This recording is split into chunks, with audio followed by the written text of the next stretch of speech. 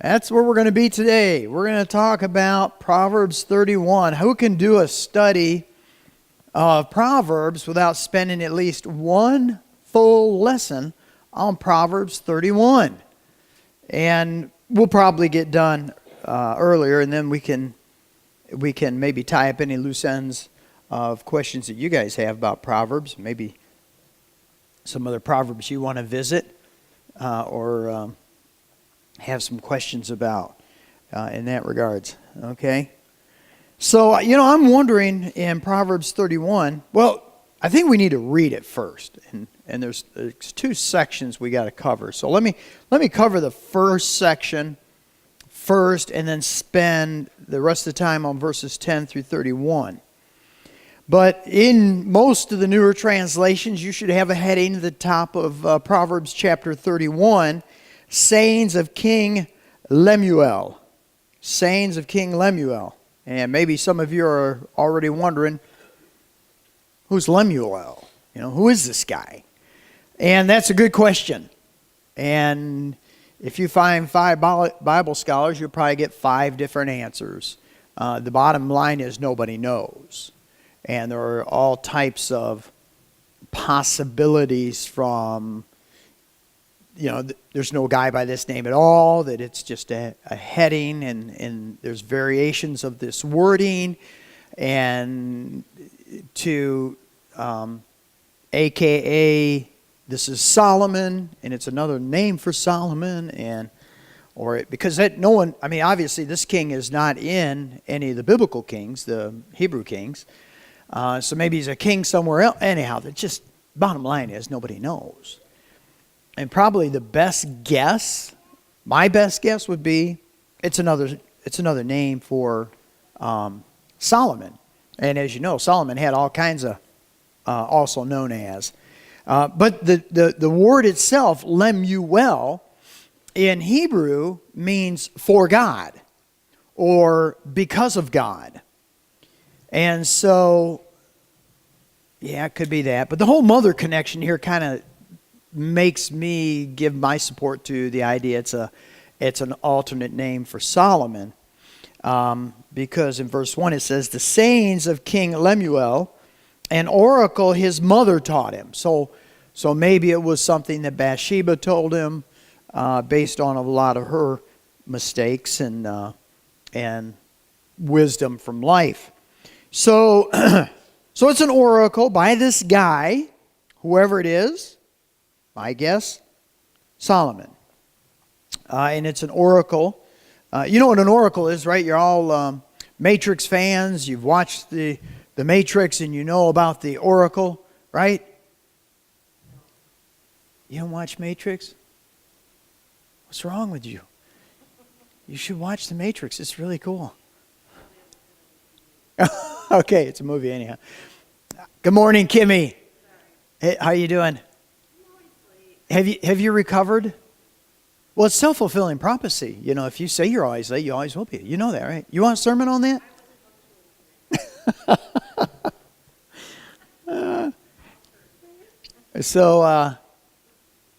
I was already apologizing to Georgia about my, can I call her Georgia? It's my name. She has never objected to it. I know it's Georgina, but I call her Georgia. So I already apologized about startling you the other day, but I just want to say hey. But thank you for chastising me on the corner there. That was really good. That was me. That was totally me. Okay. So I have no idea where I was now. What is an oracle? Thank you. Very good. So you guys know what an oracle is, right? Going back to the Matrix. That's right. Matrix. Really? So anyhow, in the Matrix, there's this lady called the Oracle. And what she does is she speaks this prophecy. But really an oracle comes from the word oral. It's an oral statement is basically what it is. It's an oracle is an oral statement. And that is what he received from his mom, this oracle. And it was simply this. Well, I'm only going to do the first up to verse 9. O son of my womb, O son of my vows, do not spend your strength on women, your vigor on those who ruin kings. Stop, pause. Doesn't that sound like that could possibly be from Bathsheba talking to Solomon? Yeah, it could be. He made a lot of mistakes with women. Yeah, matter of fact, it was his downfall. All right, so verse 4. It is not for kings, O Lemuel, not for kings to drink wine, not for rulers to crave beer, lest they drink and forget what the law decrees, and deprive all the oppressed of their rights. Give beer to those who are perishing, wine to those who are in anguish. Let them drink and forget their poverty, and remember their misery no more. Speak up for those who cannot speak for themselves, for the rights of all who are destitute. Speak up and judge fairly. Defend the rights of the poor and needy. Okay? So, as you read this oracle by this mom to her son, you can see a lot of possibly, you can read into it Solomon in his life and some of the problems that he had. The other thing is in regards to alcohol here and how she's talking about leaders and those who need to be constantly sober-minded as they make judgments and make laws and decrees, and to be careful in your soberness, not to deprive the oppressed of their rights. And verse 6 and 7 is pretty interesting to show the need for those who are chronically ill, and how at that time where they didn't have a whole lot of different medicines, how it is compassionate and kind to medicate those who are hurting. When you look at verse 8, think about it, the different groups that may not have a spokesperson, that may not have someone speak up for them. As a matter of fact, one of the things that hit me when I read this passage many years ago was the, I'm going to call it the curse, if you will, of abortion in our country and in this world, abortion on demand.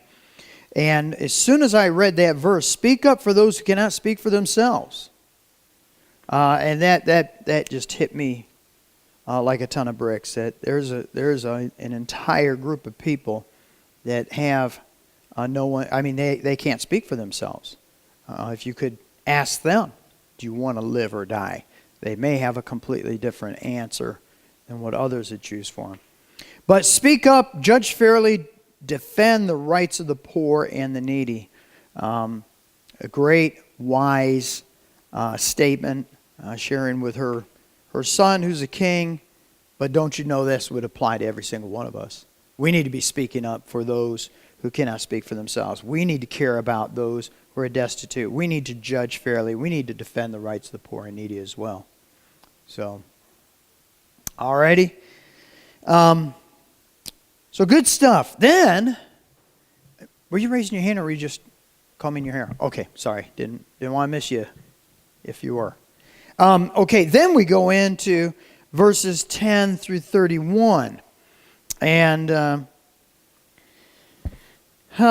this is an interesting section here. I'll just go ahead and read it for you guys. And if you want to follow along, that'd be great. Verse 10, a wife of noble character, who can find? She's worth far more than rubies. Her husband has full confidence in her and lacks nothing of value. She brings him good, not harm, all the days of her life. She selects wool and flax and works with eager hands. She's like the merchant ships, bringing her food from afar. She gets up while it's still dark. She provides food for her family and portions for her servant girls. She considers a field and buys it. She's into real estate. Out of her earnings, she plants a vineyard. She has a winery.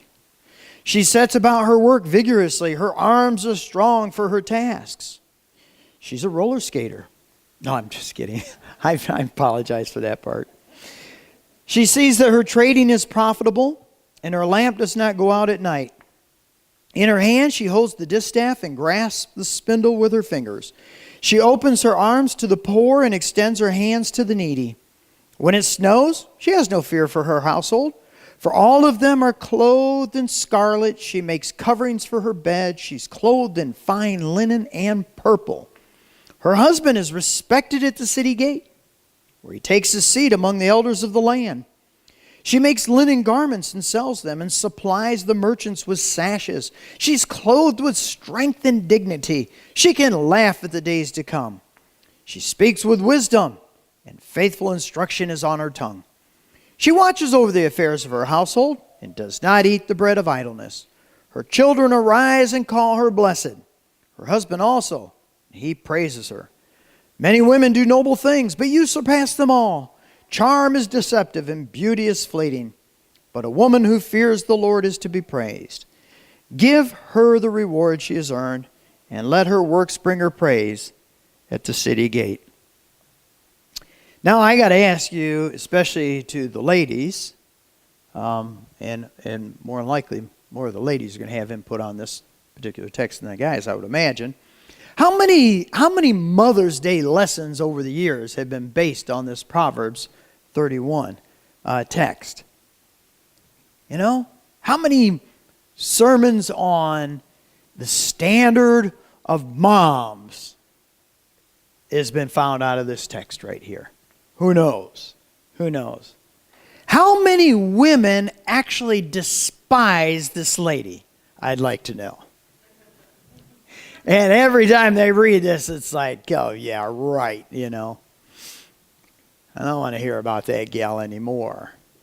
And why is that? And I know there's a bunch of them, because they've told me that, yeah, that's crazy. Because they try to compare themselves against this lady. It's like, what lady can actually do all this stuff, right? And so the first verse is a good question. This kind of woman, who can find? Right?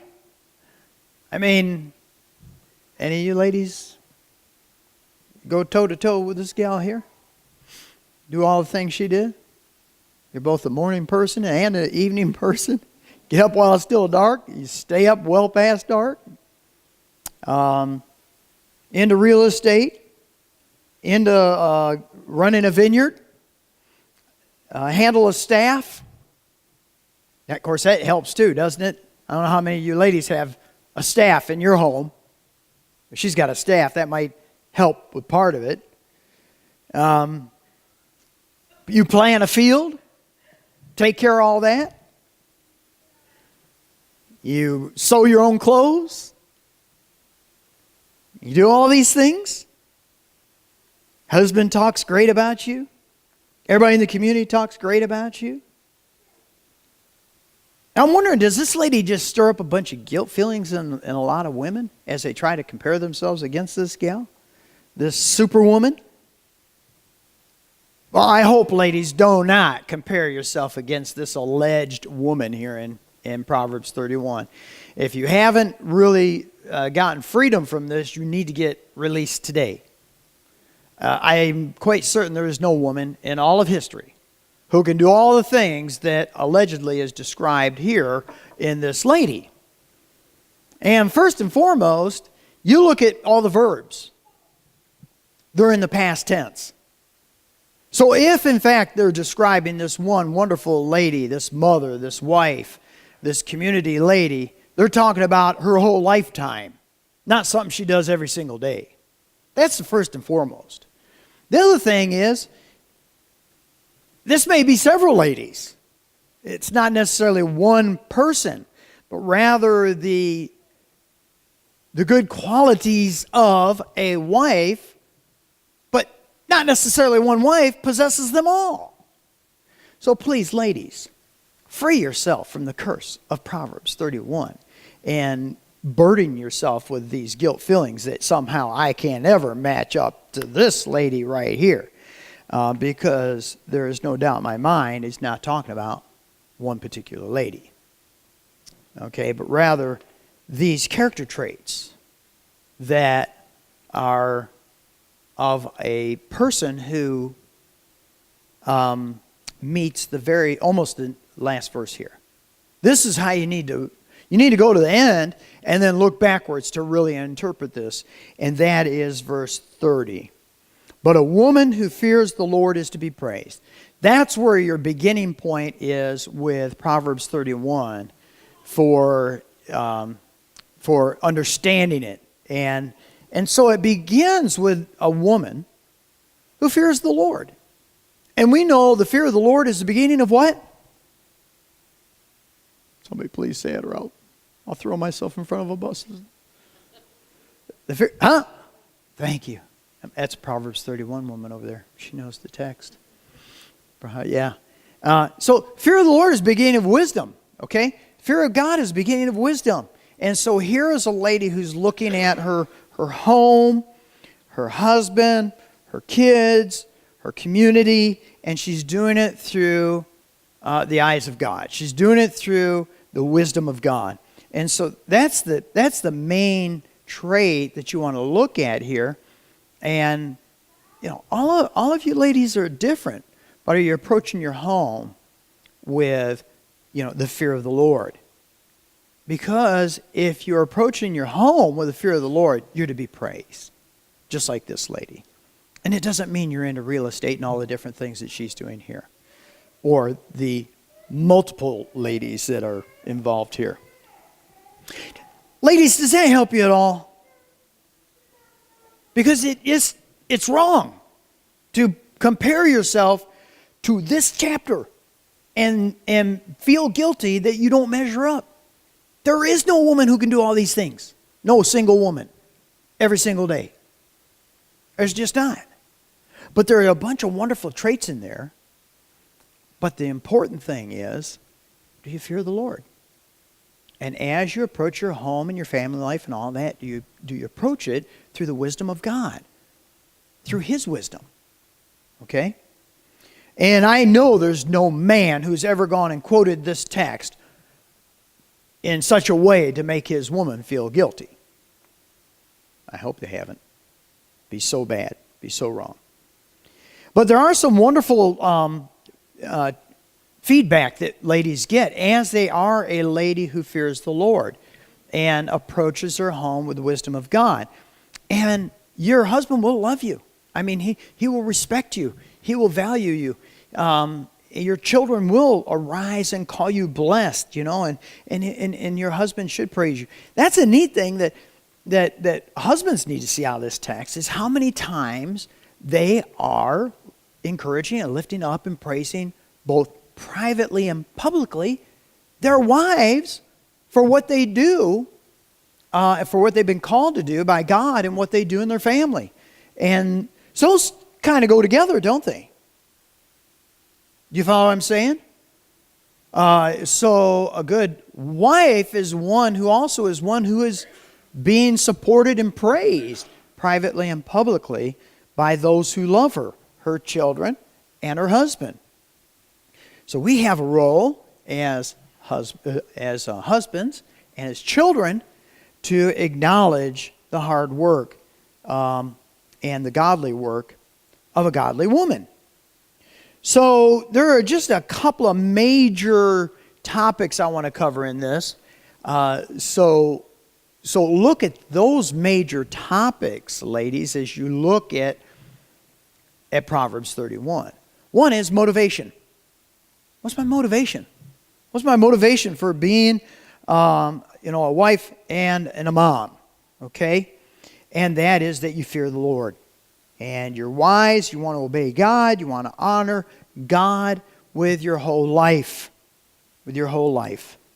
And we can go back and look at some other chapters, other Proverbs that talk about how our whole life needs to be geared upon our fearing the Lord or revering the Lord or, just honoring God in the area of life that He's called us to be in. Which, by the way, I have a little pet peeve that used to be like 20 years ago. on Mother's Day, I always preached a Mother's Day sermon. Until some mothers and God made it very clear to me that, Tom, you know what? You're doing wrong.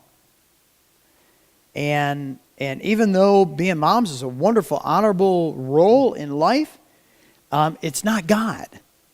And what about ladies who can't be moms, who physically can't have children? How do they feel when we're exalting moms at church on one Sunday? And I needed to be really careful. I really went to prayer on that thing and thought about it, because moms, dads, we got roles, but it's just one other role.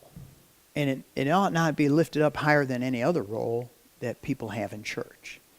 And we need to be sympathetic about people who've lost their moms, people who can't be moms, and we shouldn't make them feel less of a person because of that. Does that make sense? That's why you'll never hear me do another Father's Day or a Mother's Day sermon. I haven't done them in decades, and I won't.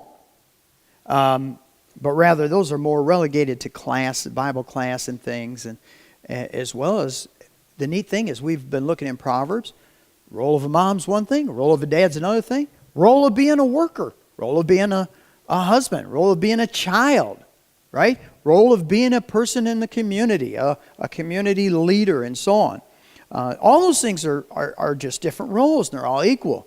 It doesn't make you a better woman because you're a mom, and you're a less woman because you can't be a mom, and so on. So that's kind of important.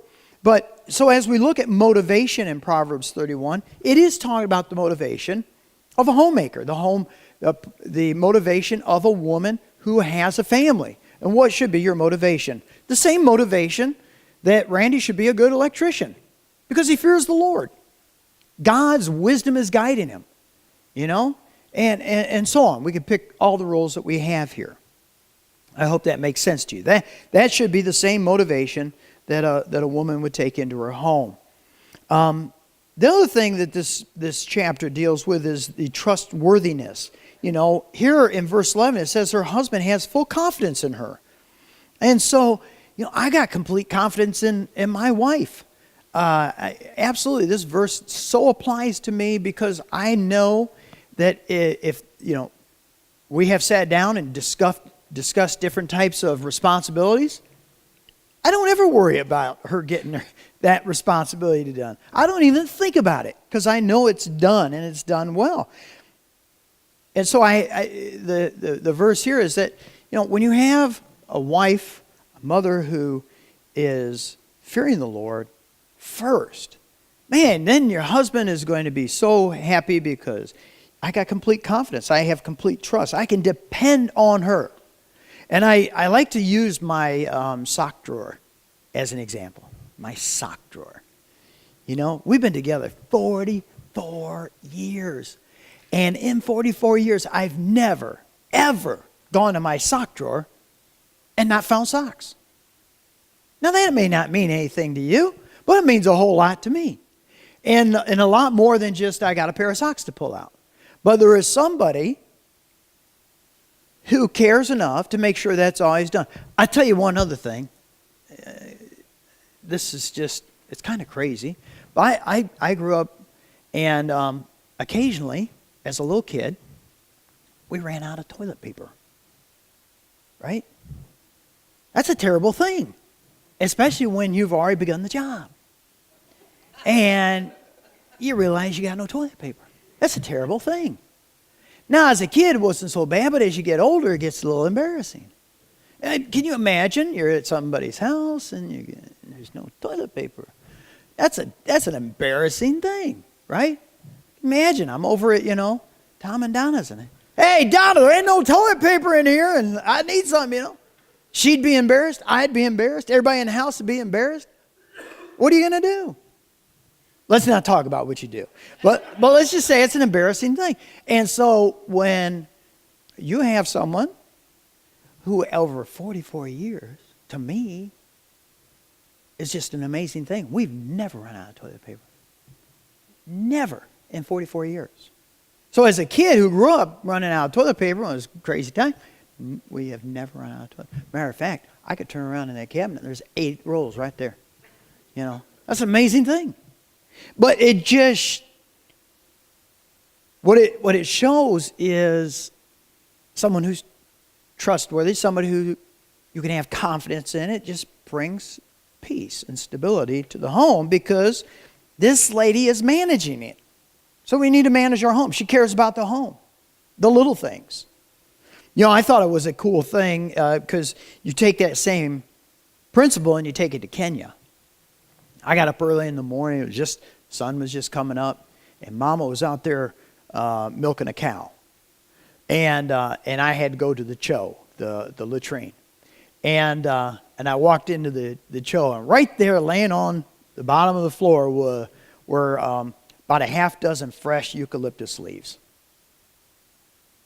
You know what that's for, right? Okay. So Mama, even though all her chores already in the morning, she had already had enough, thought and care to make sure I had some fresh eucalyptus leaves in case I needed them that morning. See? So that's what it's talking about. That's what it's talking about. And you ever wonder why the men don't milk the cows? I asked the guy because I thought, this poor lady, she's out there milking, And I asked Ezekiel, I said, why don't you milk the cows? He said, oh, I could never do that to Sally. I said, what?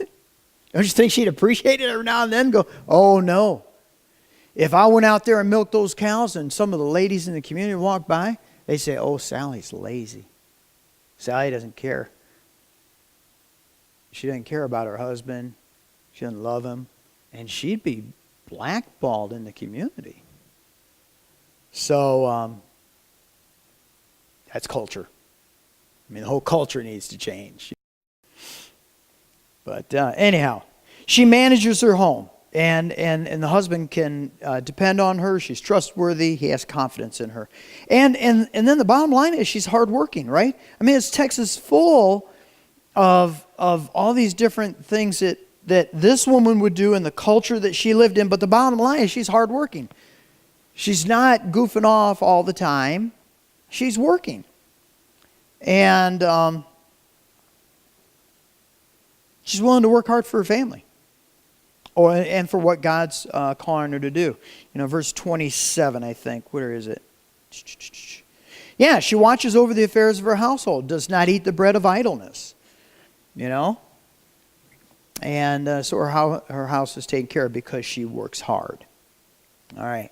And she's strong. She's strong. I mean, it says she's physically strong. She got strong arms. And anyhow, it's good to have a strong wife. She can help you lift off a countertop when you need it every now and then. Which I had Vera May do the other day. 13-foot long countertop, man. She may be scrawny, but she's strong. She's strong. That's a quote out of another movie. I apologize. Verse 17, she sets about her work vigorously. Her arms are strong for her task. And of course, that may just be metaphorically that she's, willing to put in the physical work. Verse 21, when it snows, she doesn't worry about the weather because she's already taken care of business, right? She's taking care of business. And when you've got all your things taken care of, and I tell you, people who live in the farming and rural communities understand this a little bit better. If you take care of business ahead of time, if you manage your stuff ahead of time, let it snow. You already got wood stocked up, You already got food stored up. But if you've been lazy during that time of preparation, oh, you better worry, because in those times you died if you didn't take care of business ahead of time, right? She's not worried. She already did her work ahead of time. She's already planned ahead and took care of things. Verse 25, she's clothed with strength and dignity. So strength is more than just this physical strength, but she's a person of dignity. She's not a worrier. She laughs at the future because she's not worried. Number one, doesn't do much good, does it? Turn those things over to God. Let Him trust in Him. And the other thing that's really wonderful about the traits of this person. And again, see, we can all have these common traits. And that is to care and be kind to those who are needy. And so those major categories of, being kind and caring, being strong. And by the way, I think that strength derives from verse 30. She fears the Lord. She respects God. She's hardworking. She's trustworthy. She manages things. And she's motivated by her love for God. And those are the things that all ladies, and by the way, all guys ought to have in the role that God has called them to be in as well. All right? So that's Proverbs. Hopefully you've been benefited in very practical ways from Proverbs. But how about any questions? Any loose ends we can tie up?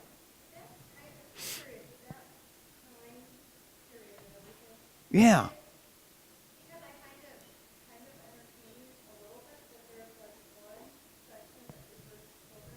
Mm-hmm.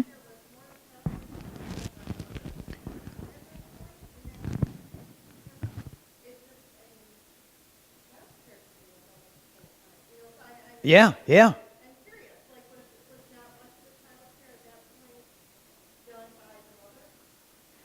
Absolutely, she had help.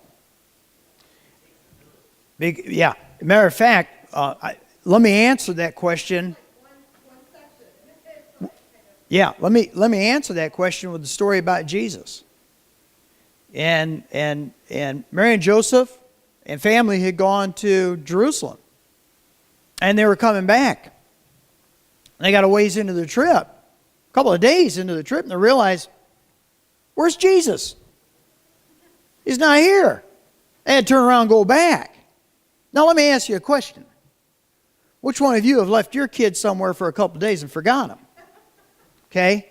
And so then there are people who are critical of Mary and Joseph, about this. And as a matter of fact, there are even those who are critical of Jesus about it. But you ask, how does that happen? It happens because you don't understand the culture, and that's where you're driving at.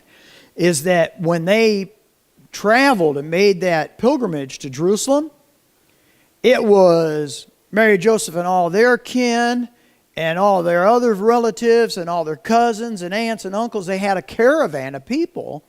And there was an assumption that my older brothers and sisters or cousins or, uncles and aunts and things, they were all together.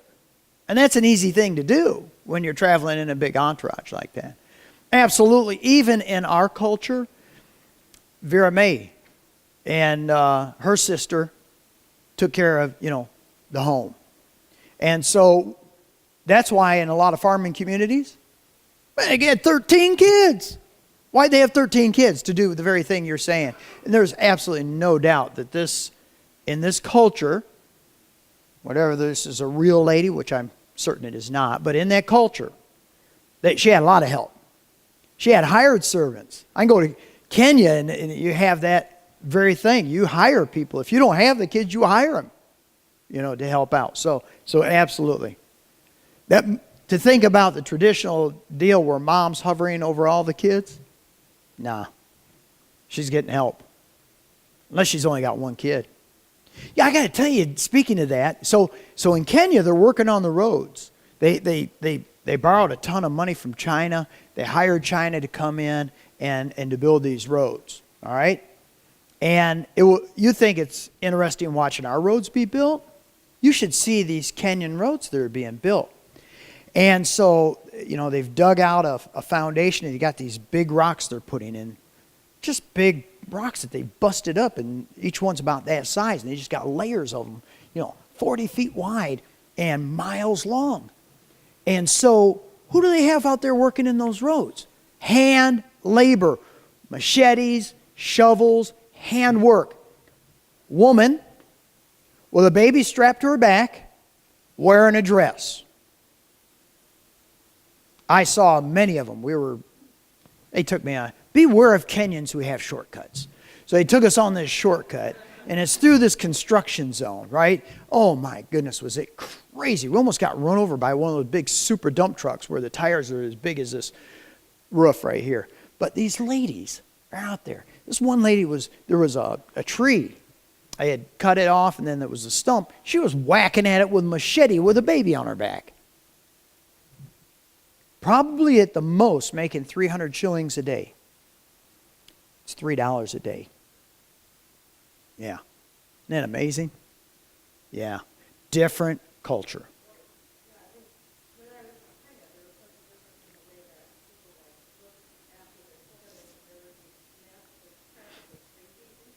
Mm-hmm.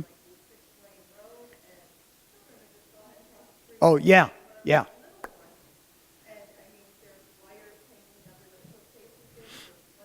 Yeah, I was showing that to Brandon because everything was new to Brandon in Kenya. And we're going down this highway. Cars are going 60, 70 miles an hour. There's a little 4-year-old kid right next to the road. And in Kenya, you make your way as a kid or you don't survive. Yeah, it's hugely different. And it was definitely different in their culture as well in taking care of kids. Absolutely. Good question. Yeah, hugely different. Any other questions? Any more thoughts on Proverbs? If you do have something come up you want to chat about, you want me to come back to, I will do it. Otherwise, we're diving into Romans next week. Romans, baby. Romans. Excited. We'll be there for about 14 years.